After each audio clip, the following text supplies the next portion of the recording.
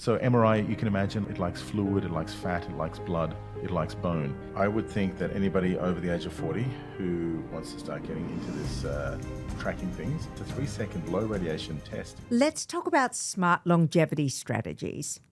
As a Gen X mum, founder and podcaster, my days can be long and demanding. That's why I love learning about longevity and cellular wellness breakthroughs that work hard and smart. Time Capsule by Melrose Future Lab is the first TGA-listed all-in-one longevity supplement. It combines 12 clinically backed ingredients in one daily formula to support energy, metabolism, cognition, cardiovascular health, bone strength, and antioxidant protection. Powered by Lipisperse and Verisperse for enhanced absorption, it includes niacinamide riboside for cellular energy, resveratrol antioxidant defense, and berberine to support glucose metabolism. Plus essentials like activated B vitamins, magnesium, vitamin D3 with K2. Because real longevity is not just about one thing. It's sleep, nutrition, mindset, and yes, supplements. It's about everything working together. Time Capsule makes it simple. This episode takes a closer look at the new frontier of proactive medicine and my own experience using advanced imaging to better understand the state of my health. Last month, I underwent a whole body MRI, a comprehensive radiation-free scan that creates detailed images from my head to my toes using magnetic fields instead of X-rays. It can detect early structural changes in my organs, joints, bones, and blood vessels, often before symptoms appear. Ultimately, it's looking for precancerous markers and growth. As part of the same process, I also had an ultra-low-dose spectral CT chest scan, a CT coronary calcium score, and a DEXA and body composition scan to evaluate bone density, muscle mass, and metabolic balance. Taken together, these assessments offered a clear, objective picture of my internal health and a better understanding of how small changes can influence long-term well-being. My scans were performed at Mermaid Beach Radiology by Dr. Zane Sherif, a radiologist focused on advanced imaging and evidence-based preventative medicine. In this episode, we'll discuss how whole body MRI differs from other forms of imaging, what it can reveal, and how these tools fit into a more informed approach to longevity and health optimization. Now, this conversation is intended for general information and education only.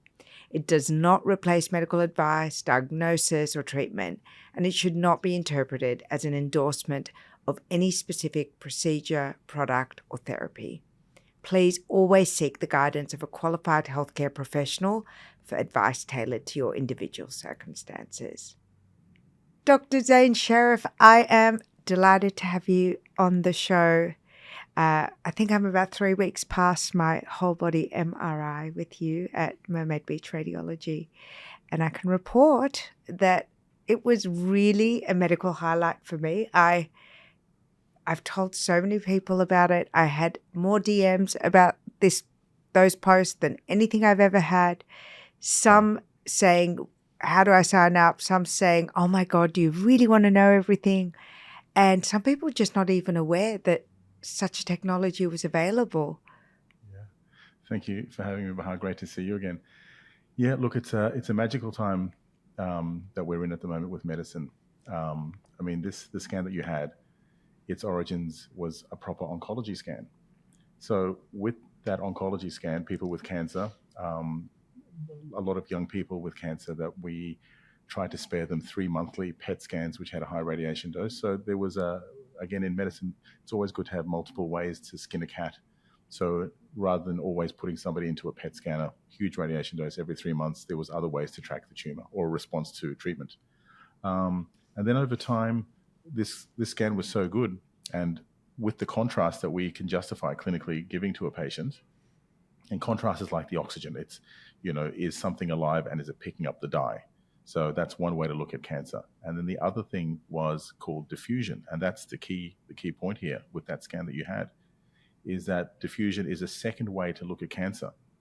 And then over time, with experience and a little bit of MRI science through our scientist, Ben Kennedy, we really saw that with the contrast was showing us the cancer and the diffusion showing us the cancer, it was virtually a match greater than 90% of the time. So then we were like, okay, now we can actually look at cancer, but we don't have to give somebody who's well the dye. And that's a problem. Like, we've got so many chemical bombardment in our lives now. Nobody really wants to die unless you have to. But when you have cancer, there's a justification. But if you're well, you don't want to die. So now there was a way finally that we could look for cancer using the other way, which is diffusion, where we don't have to give the dye. It was, look, the reason I invited you onto the podcast is that the social post just had so much traction. And I would say for the past 3 years, the thing that I keep repeating on my show, because I'm not a doctor, I'm not a professional, and as I said in the disclaimer, this is not diagnostic. I'm just sharing my story because it was quite profound for me. That the idea of longevity medicine, the idea of biohacking, the idea of, pursuing wellness and health without understanding your full body dashboard seems to me a fool's game. It seems like incongruent with the level of optimization that is available, and everything seems to work in satellites. And what I found when I had my whole body MRI, which in addition to the MRI, I had some other tests which kind of gave you a 360 view of my entire body, which I found super fascinating, which we'll get into.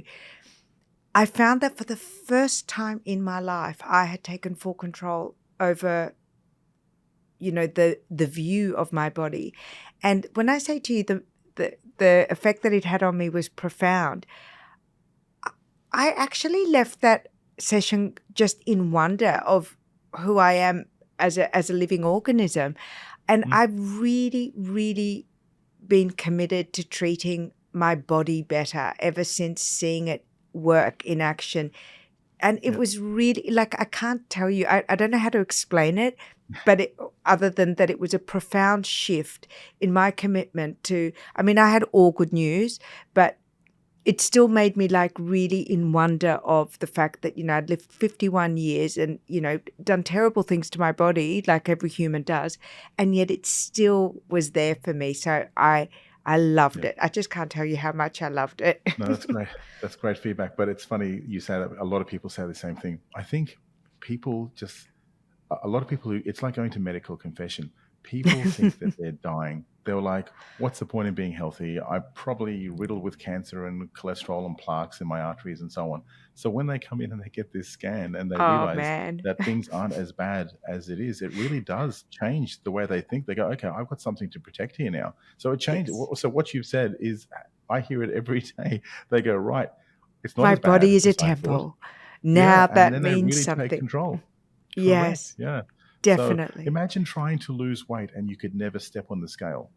This is the ultimate measuring tool for really how you've been living your life and how cleanly you've been living, and what genetics is playing and aging and so on. So it's a really important measuring tool. Remember, a lot of this longevity, if you think about longevity isn't one thing.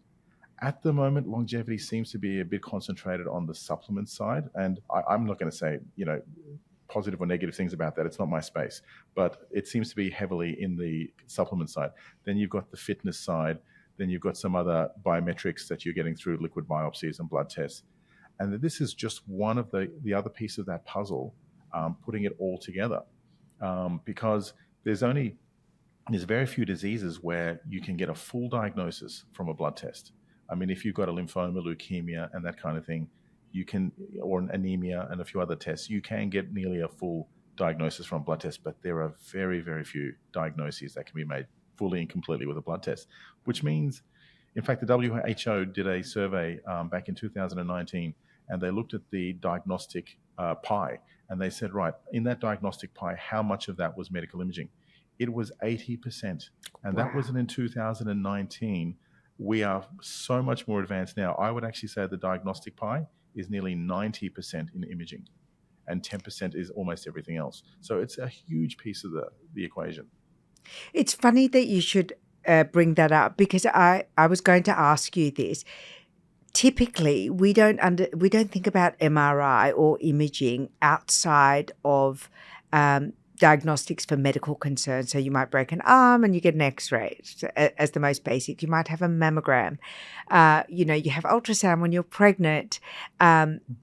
And CT scans for accidents and emergencies, but you rarely think about diagnostics and imaging outside of that realm. Could you please Correct. explain to us what full body MRI means? Because there's a lot that we don't understand, and I certainly didn't. I always thought of it as just medical. And there is a definition for whole body MRI, because whole body MRI really should be, it can either be done on a 1.5, preferably a 3T. That's a measure of the strength of the magnet. 3T gives better images. But more importantly, it has to have diffusion. Diffusion, as I was saying earlier, it's that other way to look for cancer. So the other way to look for cancer was with the contrast, and that's justifiable if you're sick. But it's a nasty chemical. I mean, gadolinium is a heavy metal, so we don't want to use it, and it can stain the body. It doesn't fully get excreted. You retain maybe about 1%. So look, it's a nasty chemical. If we can avoid it, we can. So the other way to look for cancer then was diffusion. So in that definition of whole body, you've really got to have your T1, your T2, your STIRs. These are all special sequences on the MRI. They have to be in a certain slice thickness, but most importantly, you have to have a good, robust diffusion. That's that other way of looking for cancer.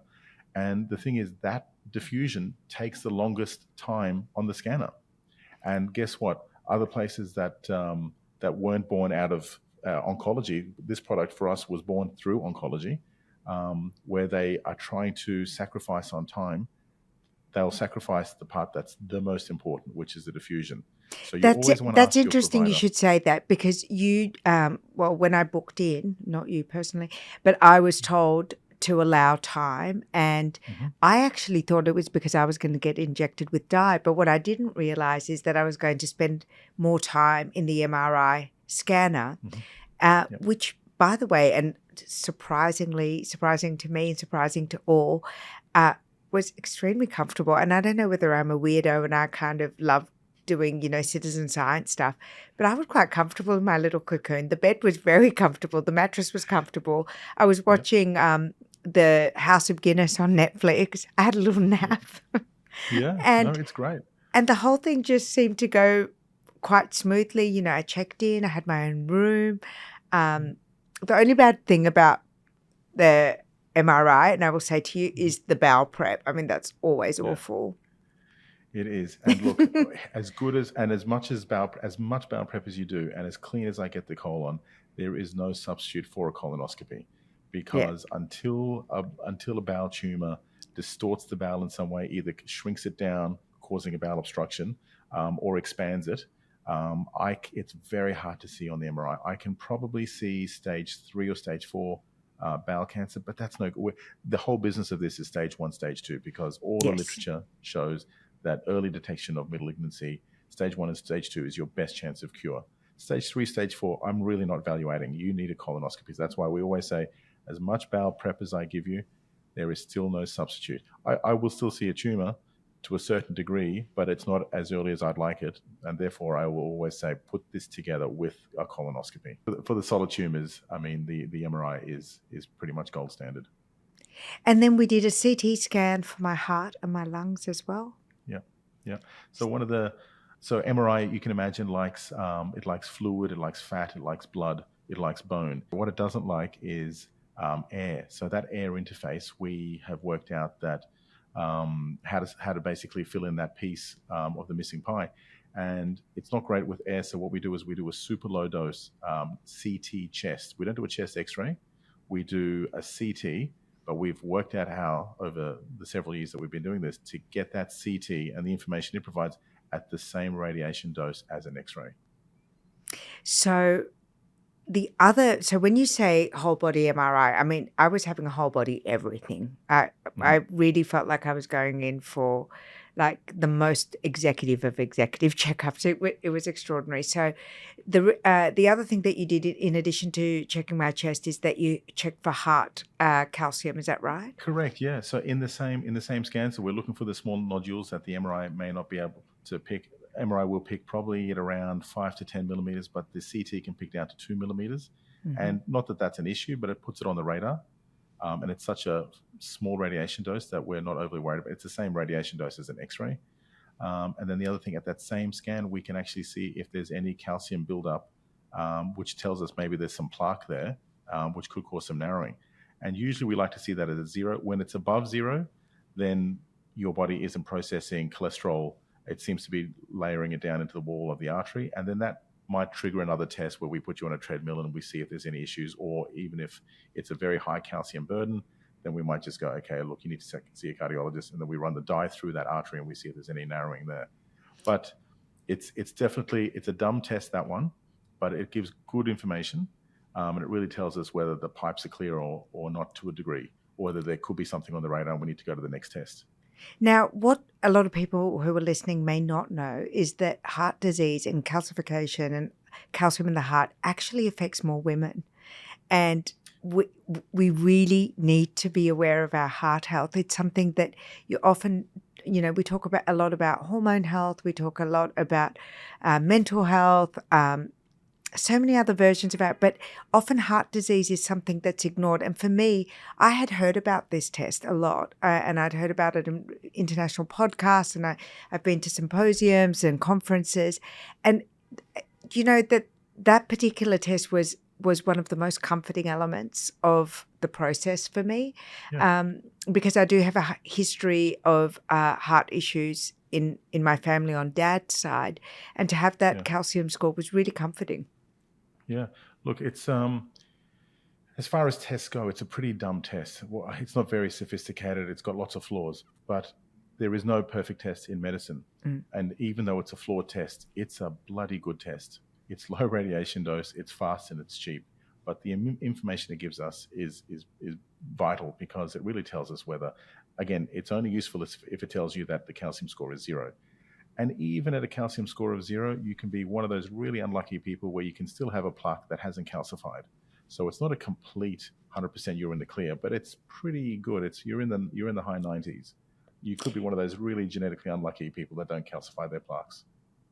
And then the other thing that I had was a DEXA scan and a body composition scan as part of the package, which I was very, very happy to have. Now, I'd had DEXA scans before, but this one I was lying down. It felt, again, all of the equipment was very wonderful and the experience was very comfortable. But in the context of that full body discovery, I found that having the DEXA scan, having the full body scan was really interesting as well. Yeah. Look, the DEXA scan, again, it's another really good test. That scanner that you actually had your scan on, that has 85 times lower radiation dose than normal DEXA scans on the market. You may have noticed, but your tech didn't even have to leave the room when you were getting scanned. They were probably talking to you during it. Yep. Yeah. So that shows you. I mean, they do that scan about 5-10 times a day, and the radiation dose is virtually negligible to them, that they don't even have to leave the room. Which means, from your point of view, you can go on. Not saying you personally, but I mean, you could try something out metabolically to change your life, whether it's Ozempic or any of those other semaglutides. And if you want to see results, you can almost step onto it like you're stepping on scales. There's almost the radiation dose is nearly negligible. So it's a great way to stay into a process if you're in a process and you want to start seeing results, so that it can encourage you to get to the next step and so on. Now, I know that on the Gold Coast, where you are, where your clinic is, you do have a lot of people who are coming to see you regularly. So, and you have people that fly in from all over the world, and I won't mention who, but I'm aware of a big celebrity that comes to you as well. How often should we be getting this level of diagnostics? Like, what's normal? Yeah. Look, I get asked this question all the time, and the answer is, it's got to be achievable. It's got to be, I suppose, it's got to fit in with your finances as well. and it also has to fit in with your risk appetite. I think as a general rule, I think once a year is an easy thing to kind of remember. You take your car in once a year. Your birthday you have once a year. If I made it 18 months, it'll be a hard thing to remember, and so I think that once a year is generally is a fairly safe thing to try and remember and to do. I have had one patient where they decided to have it in 18 months, and sure enough, they developed a lymphoma within the year. So for anyone who's watching, Dr. Zane, his Wi-Fi dropped out from overuse and he's had to go to another part of the clinic to continue recording. And I'm quite liking this very urban backdrop. Apologies. And who might be suitable for and who it's not suitable for. So I have a special ageless listener offer. Ready to simplify your longevity stack? Our season 11 sponsor, Melrose Future Lab, is offering ageless listeners 40% off your first time capsule order. Just use the code AGELESS at checkout. T's and C's apply. Offered valid on one-time purchases of time capsule. Only available now at melrosefuturelab.com.au.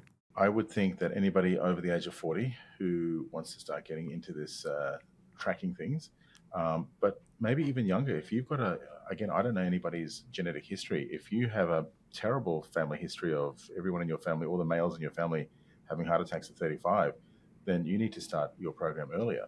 I mean, look, to find a silver lining, I mean, poor Shane Warne, I mean, had he had a calcium score, almost certainly he would have it would have shown a calcium buildup, and then that would have just triggered the next test. But it's a 3-second low radiation test. But look, I mean, if we can take any learning from that, I mean, if there's any risk factors, if there's smoking, high blood pressure, whatever, genetics, really, it's a good thing. It's a fast, easy, safe, cheap test. Whole body MRI is a bit more involved and it's expensive. Like it's not like drinking water. It depends on, as you said, how high risk you are, what your why you want to have the scan. But one of the things that we were trying to address before we dropped out is how often would you have it? How often would you come back? Because, if you're an athlete, if you're monitoring something that's specific, I guess you would have it more often than a layperson who's just curious. Yeah. Look, I think think of yourself as your car. I mean, you take your car in for a service once a year. You take it in for a service, even if the car's working fine. You take it in so it doesn't break down. Mm-hmm. If you can apply that same logic to yourself, I'd be so happy, because once a year is an easy thing to remember. I mean, you have a birthday, you have an anniversary, you take your car in once a year. So that kind of cadence, I think, is pretty good. I do think if you are in your mid-30s, and again, this whole body MRI, I really only advocate for from mid-30s to mid-60s, so 35 to 65. I think after 65, if you haven't already been involved in it, I don't think it's probably the test for you. I think we might start looking at the contrast component to look for cancer a second way. And at 35, less than 35, again, unless there's a known early cancer in your genetics, then I don't think starting before 35 is probably prudent. But again, I don't know your genetics. So I think once a year is a good, safe number. And then again, it does come down to your risk appetite. As we get older, you might think, okay, this is, above 60 in your 70s, you might think, okay, I want this done twice a year, because now the chances of me getting cancer increase with age. And you might look at doing it twice a year after the age of 65. A lot of people are worried about what they might find in the scans. And one of the things, I'll just relate it back to my own experience, is I wanted you to specifically look for my back, because I've had unexplained back pain for over 5 years. I've been to every specialist, had the ultrasound, I've had x-rays, physio, osteo, you name it. And I asked you if you could please investigate it, and that was something I was looking for. But what was interesting is that you showed me my pancreas and you showed me my brain. And when you showed me my pancreas, you said, here, look at this. This is the most important cancer that we need to look for, because this is the one you can't turn back. Correct. Look, pancreatic cancer, I mean, we have a saying in medicine, if you have a problem that can be sorted with money, you don't have a problem. But if you've got pancreatic cancer at any stage, you've got a problem, because even the treatment for early pancreatic cancer is still a nightmare. It's a surgical procedure called a Whipple's procedure, and that's what Steve Jobs had. And it is a hard surgery, and even after that, the recovery is brutal. But the reason the pancreas is such a divil of an organ is because where it's situated. You've got a big bag of fluid and food in front of it called the stomach. Beside it, on the left, you've got the spleen. You've got the kidneys just behind it. On the other side, you've got the liver. You've got surrounded with vessels that are just pulsating. Behind it, then you've got the bone, the vertebra. So trying to image the pancreas, it's singly the hardest organ in the body to diagnose cancer. And that's why when people present with pancreatic cancer, and the other thing is pancreatic cancer symptoms presents like reflux, stomach acid, ulceration, gastritis, cholecystitis, a kidney. It can present like absolutely anything. And our natural bias is to say that it's something else, not pancreatic cancer. Nobody wants to think it's pancreatic cancer. So then you ignore those symptoms for too long. It's now inoperable because all that surrounding anatomy is now involved, and you can't separate it from all the vessels. It becomes then at that point inoperable. And then when you present and you get that terminal diagnosis of inoperable pancreatic cancer, time from diagnosis to death, often 3 months. I mean, it's such a rapid. But can you see how some people are terrified of the potentiality of finding it? To me, it was wonderful. It was like, I love to know what's ahead. I've had genetic testing, I had it early on with 23andMe. I've had it again as it's become more sophisticated. I loved my whole body MRI. I love diagnostics. I love to know what's happening with my body. Yeah. But you can see, I'm sure you see a lot of people who are just deathly afraid of finding out. Absolutely. But the thing is that the scan doesn't make the cancer. So I always say that not knowing it'd be great if not knowing meant that it wasn't there. I mean, when it comes to cancer, when you come knocking on cancer's door, you have time and options. When it comes knocking on your door, time's up and you're out of options. So it doesn't change the trajectory of the cancer other than you can see You're it ahead of much it. early before. Yeah, you're ahead of it, and then you've still got options. What But about I what like you showed diagnosis. of my brain? Tell me, that was like, I really love that part too. Yeah. I just come from So a neuroscience retreat. Like my new favorite thing is neuroscience. I'm really into it. I'm doing a very special awesome. personal project related to the brain. And then I got to see my brain. Yeah. So we do, like everybody else, what I call just an anatomy brain scan, and that's looking at the shape of things. Then we do something a little bit special in the sense that we do an extra step. We do a thing called quantitative brain MRI. And what that does is, now, without this software, it's impossible for a radiologist to do. This software measures all the brain substructures, it volumizes it, and it compares it with the opposite side of your brain to see for any asymmetry. And it also compares you to other people your age in terms of volume. So then you can really say, right, this part of the brain, will say if you've got Alzheimer's disease and you're really trying to track that, then there are very specific parts of the brain that are shrinking at a faster rate than the rest of your brain. It is absolutely, without the software, it's impossible for a radiologist. A radiologist, we describe things in either normal, mild, moderate, severe, or gross. Generally speaking, it's a 25% band. We speak in 25% bands. That means it's got to shift 25% before you even change from mild to a moderate or a moderate to severe. That is a huge gap that you're waiting for to change to get into the next category before somebody says, hey, it's on the move. Whereas with this software, we're looking at percentages like 1% movement, 2% movement, and we can really see if there's a slow longitudinal disease. As you get this scan yearly, it's all the AI plots it and says, hey, you were here last year, you're here this year, or it's gone back up as you've changed something in your lifestyle. So without this software, it is an impossibility for the radiologist to track anything less than about 25% movement, which is too gross. I mean, whereas this really does put it on the radar. So the other thing that I found extraordinary, going back to the special request that I had, is can you please have a look at my back and tell me what's wrong with it? And you did. And for the first time, I had an answer. And That's then scary. and you said there's something we can do about it. And I knew about this technology. It's PRP with a particular device that I had known of. I'd interviewed one of the key opinion leaders about this technology 2 years ago, and you said that it might be worthwhile having the treatment, which was the MSite PRP. But what was extraordinary is that you had me in the MRI, and it was MRI guided delivery of my own. Sorry, no, it was. So we diagnosed you on MRI, correct? Yes. But to guide my needle, I used the CT because That's right. yeah, Yes, you it was used CT guided correct. to, Yeah. and it was so precision. I couldn't believe it. I could not believe it. That's right. And look, that's in Australia, we're pretty lucky in the sense that the radiologist who's got all the cameras to start with, we can not only use those cameras for diagnosis, but we can use them for precision landing a needle.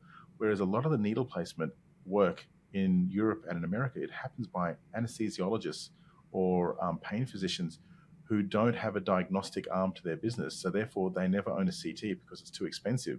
So they're landing the needle with an inferior camera, either ultrasound or a thing called fluoroscopy, which is like movie X-ray. And a lot of the times it's actually okay, and that's enough.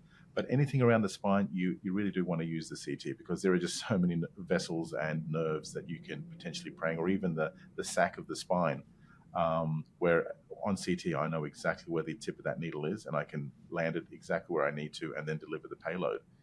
But yeah, I mean, look, as a radiologist goes, spine is my signature dish. So I had a good look at your whole body MRI, and we could see a little tear in there, which explained your symptoms. And the tear of your disc is a step before the disc bulge. And a lot of the time, doctors are waiting to see a disc bulge, even though you might have a patient 10 out of 10 pain and there's no disc bulge to say there's nothing wrong. But in fact, there's a subtle sign there that you can see on a very fine slice MRI that'll show that there's a tear. And it's that little leak of chemical or fluid from the disc that is causing that 10 out of 10 pain. And you were able to show it to me, and for the first time. And I have to say, this is one of the things that I found, again, I may sound evangelical, but this, I was saying to Lachlan, our producer, before, when you get pregnant and you first find out you're having a baby and you have your first ultrasound, it is awe-inspiring. And as you watch your baby grow inside of you, it is truly awe-inspiring. And you're so astonished by what your body is growing, what it's capable of. You have so much appreciation for human life, and you love this little being that's growing inside you. And I have never had an experience anywhere near similar to that until I had my full body MRI, and I felt that about myself. And and when you showed me my back and you showed the fluid leaking, all those years of, with respect, medical gaslighting that I've experienced, where I've been told nothing is wrong with me, take anti-inflammatories, it's menopause, you need more HRT. Nothing worked. And then you validated it by showing me exactly where it was. I didn't have to point to it and guess. You were able to use the CT to deliver the PRP directly to where I needed it. And genuinely, I've had, I would say, a 50% improvement in the past 3 weeks. From pain and inflammation. It'll only get better. That's right. So in fact, you'll have peak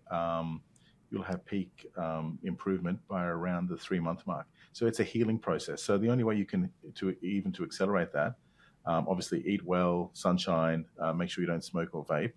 At that point, you're healing at your body's max. The only way to get faster results then is hyperbaric oxygen. Yes. So we often pair this with hyperbaric oxygen, and the results are pretty impressive. But a disc tear is just like a cut, except it's essentially a cut, but of your disc, and not a big fragment of disc has slipped out. It's that leak, and with the PRP, it just literally latches onto the disc, and that's the difference between PRP and cortisone. Cortisone is, I'm telling all those damaged cells to go to sleep and to stop releasing their chemicals, and there's a little bit of anesthetic, and you will get an instant sugar hit, if you like. Yes. But it'll only last for so long, and the pain usually comes back and can often be worse because in the meantime, you've been using it with no feedback, and maybe then at that point, that leak then turns into a disc protrusion, and that's exactly what happened to my back. So I had a little fissure, I had a little tear, I had the cortisone, felt good. It was my kid's birthday, it was moving tables and chairs and so on, and then that night it just went splat and ended up in emergency surgery for a microdiscectomy. That was 15 years ago. There was no other option back then. But as science has evolved, now we realize instead of just I call cortisone the equivalent of painting over rust. The rust is still there, and the rust will bubble through that paint. It's just a matter of time. Whereas PRP is the equivalent of scouring out the rust and then painting it. But there's PRP and there's MSITE, and the difference between the platelet-rich plasma that we were able to extract for my back is the concentration of... Correct. Concentration and the overall number. Okay. Yeah. So we take a massive draw. And again, you took a lot. Yeah, that's right. Look, this is a process for us as well. So when we started, we were taking 30 mils. Then we went to 60 mils. Now we're at 120 mils. And in fact, recently I'm looking at new papers saying 180, 240 mils. Now that's a hard thing to do if you've got multiple levels that you need to treat, because we don't want to take too much blood. So at the moment we're about 120 mil. The number of platelets in that draw is fixed. The difference with the MSITE is we can get a fairly high and a special bit of secret sauce with the rotation. We do a special spin cycle, and we can really get a high yield and concentrate those platelets into the smallest amount possible, which means then if I get into a small joint, I've got such a high number of platelets, or into around your disc, I've got really a high number of platelets right on that disc where it can just latch on and seal the tear. And you, in addition to being able to deliver those using your CT scan to exactly where you diagnosed my tear to be, you were able to use all of that blood. And correct. Yeah. So once we've done the spin and I get so we essentially dump the red cells, because the red cells are essentially just oxygen carriers. So, and then the other half of your blood is all the healing. That's the plasma and that's the platelets. So I take the plasma and I inject that first with a little bit of anesthetic. I create the floodplains with the plasma, and then I drop in the platelets to just try and get the platelets where they need to go.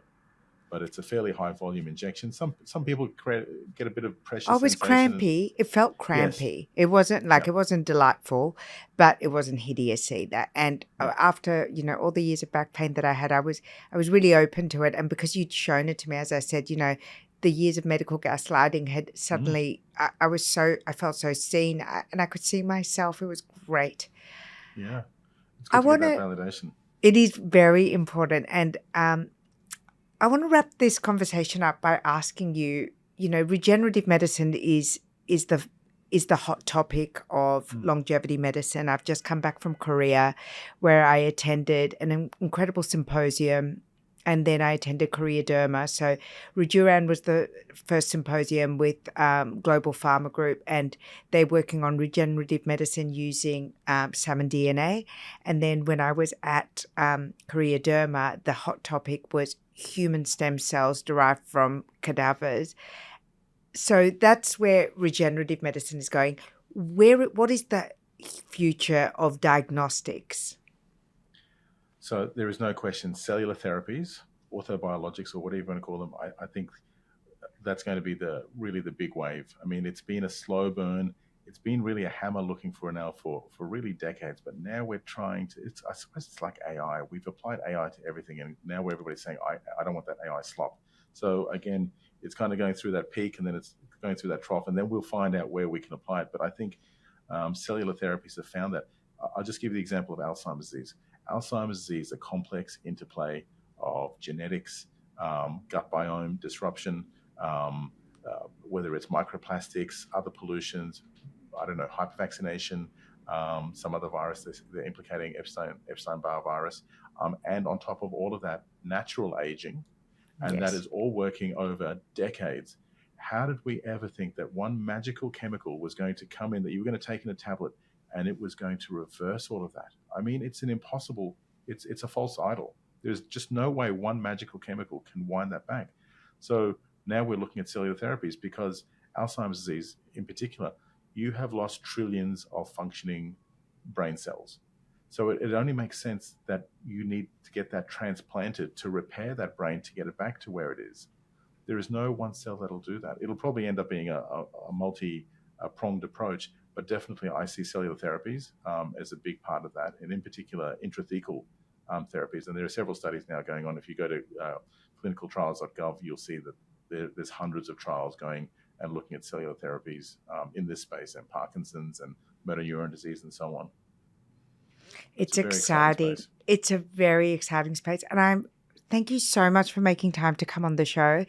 It is a story I really, really wanted to tell, and it was an experience that really moved me and redoubled my interest and attention to my own, taking responsibility for my own health and well-being. And I just couldn't have done it And I without hope you. we see you next year. Yeah, you will. I'm going to be a frequent flyer. Excellent. Looking forward to it. Wonderful to see you, Dr. Zane. Thank you so Likewise. much. Thanks, Baha. Wonderful. Thanks for listening. If you enjoyed this episode, please subscribe to the channel, sign up for our free newsletter, and consider leaving a review and rating it. This really helps the channel grow and reach new audiences.